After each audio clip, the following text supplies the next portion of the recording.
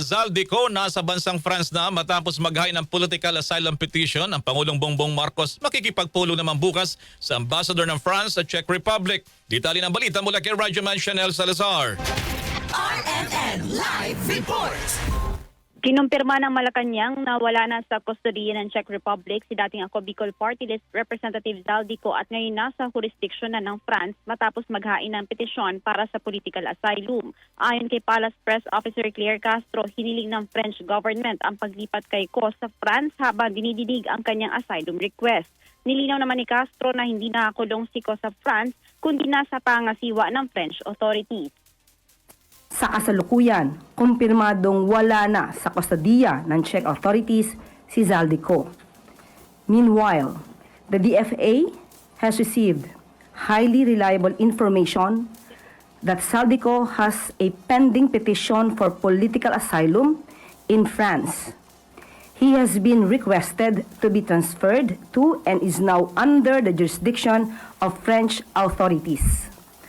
All missions in Europe have been instructed to obtain further official confirmation.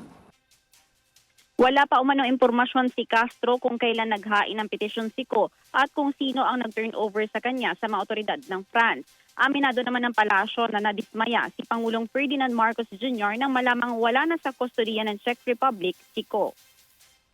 Sa po mismo natin ang Pangulo ngayong araw at sinabi niya na disappointed siya. Dahil malapit na sana natin na pauwi si Zaldico. But since meron nga pong ibang bansang involved at ang lumalabas lamang po na kanya na-violate ay ang paggamit ng invalid documentation. So, ang bansang Czech Republic po ang siyang mag-uutos kung anong gagawin kay Zaldico. Kaugnay nito, may kipagpulong bukas April 29 si Pangulong Marcos sa ambassador ng France at sa charge d'affaires ng Czech Republic upang alamin ang buong detalye ng nangyari. Nais din anya ng Pangulo na matukoy kung may pagkukulang sa paghawak ng kaso upang hindi na ito maulit. Tuloy pa rin po ang gagawin ng gobyerno para po mapabalik at mapauwi si Zaldico dito sa ating bansa at para maharap niya ang kasong naisampa sa kanya.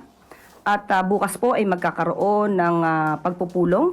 Pinatawag po ng ating Pangulo ang ambassador ng France at pati ang ambassador ng Czech Republic or charge d'affaires. At para mapag-usapan kung anong pagkukulang, kung anong dapat na ginawa at ano yung dapat na maaari pang gawin para maibalik si Zaldico dito sa ating bansa.